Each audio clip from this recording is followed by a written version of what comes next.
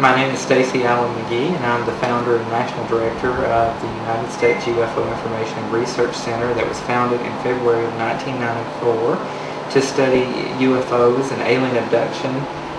We quickly moved from that into Bigfoot sightings and worked with the Tennessee Wildlife Resource Agency and the Sheriff's Departments, the Police Departments, and several local agencies. And this was supposed to be a project that would find the truth about UFOs, and so the public trusted the government that this would be a positive way to get the information about UFOs, but it turns out that it was a major debunking effort for UFOs, and they gave these ridiculous explanations about some of the sightings that people had. We just accept these explanations, and I think that most of us, and one thing I have seen is that people, when you start talking about ghosts, and because we do the whole plethora, we do the whole gambit of the paranormal. I've seen it all. And you can start talking about ghosts, and people will gather around. They'll gather around in a crowd to hear a good ghost story. But you mention the word UFOs, and they scatter. Psycho. You have some people that think that way, and you have other people that it's easier to say this person's a fruitcake than to say this might be true, and then my whole world was going to change. Right.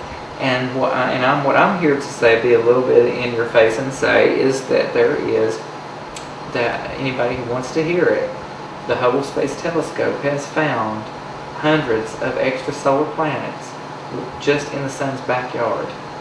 And there is a planet encircling a star that's very sun-like, 47 light years away, and around this star is a gas giant like Jupiter. It's 4 times larger than Jupiter, and because of its size and mass, scientists believe that it could support a moon the size of the Earth. Titan is also a moon, and we just sent a probe out to Saturn's Titan, the largest moon of Saturn, and it has a substantial atmosphere. In fact, scientists believe that its atmosphere is very much like that of the primordial Earth. And this, what I'm very pleased to tell you that a lot of people don't know, because this is a very recent finding, is that there is a moon around this gas giant. It is well positioned because this gas giant is the same distance from its star as Earth. So any moon around this gas giant would get the same sunlight as Earth. That is unreal. 47 light years away. Wow. But I'm such an open-minded person that it's not hard for me to accept the possibilities of, what can be out there. That almost anyone should be able to take and look and say, we're one tiny planet in this entire, or in galaxies. Why couldn't there be something similar or better Let me than tell you just how big the universe is, and this will give you some indication. It's really hard to grasp the size of the universe. Right. But this will hopefully put it into a little bit better perspective for you. The longest exposure and deepest field photograph ever taken of the night sky was 275 hours, where the Hubble Space Telescope stared at an area of sky that was the size of a pinhead held at arm's length in this small space. They saw objects that were 13.7 billion light years distant. And in this photograph, the size of a pinhead, a portion of the sky of a pinhead held at arm's length, help that much. They counted over 10,000 galaxies like the Milky Way.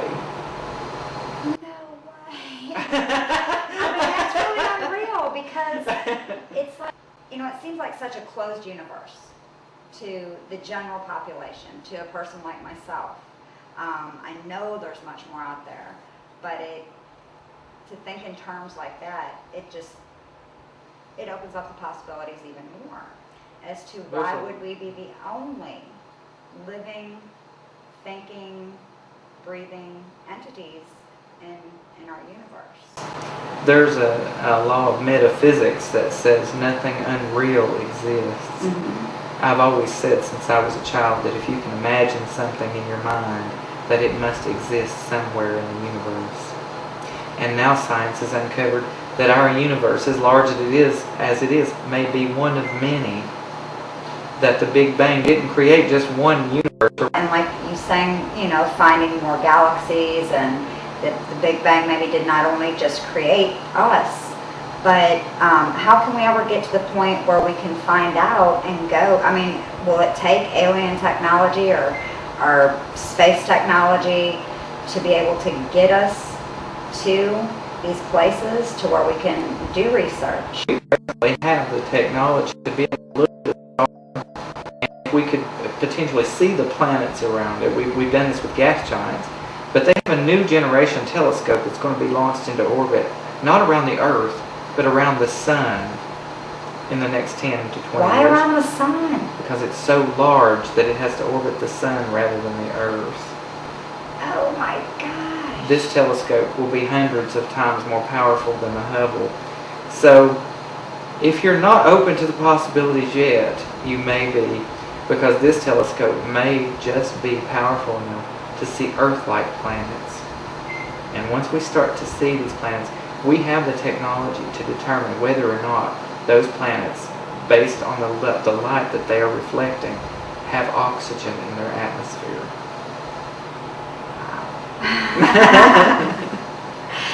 That's really so interesting, and it's just a never-ending question, and I guess a never-ending quest to seek out this knowledge from people like you, and who are in MUFON and all the different groups that do go out and research and try to further us along. Well, we started out as a local chapter of MUFON in February of 1994, and within 6 months, we became the Northeast Tennessee U.F.O. Network, an independent organization.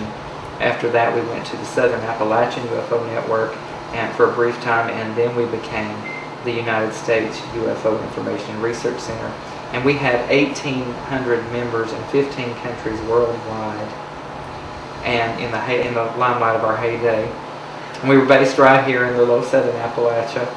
And the local people here, even though we've had all kinds of newspaper, radio, television interviews over the last 10 to 12 years, going into our 13th year this year, a lot of people still don't know anything about us. And local people turn their backs on anything that represents change. I've noticed, ghosts have always been a part of our culture. Right. Since the frontier days, people have gathered around a campfire to tell a good ghost story.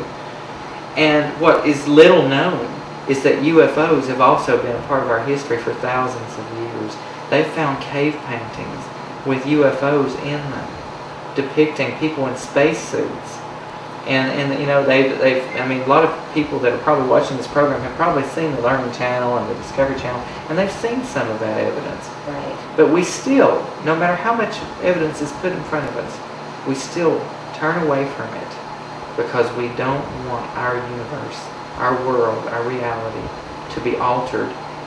Basically, what I have come to understand is that the American public, their idea of life is the 30-year mortgage, and everything centers around that 30-year mortgage.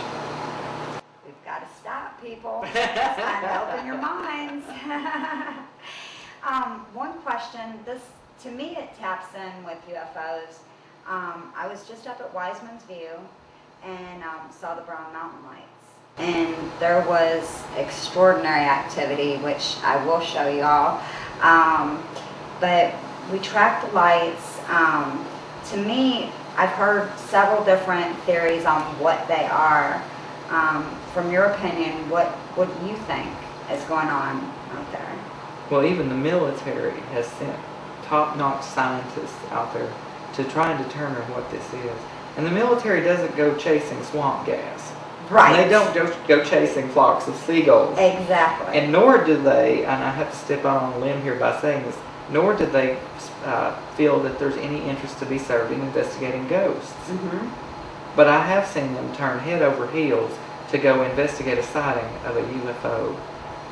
And they've turned people's houses upside down. They've camped out on people's roofs with high-tech equipment in their yards and dare them to come outside their house while they're there. Yet they don't believe.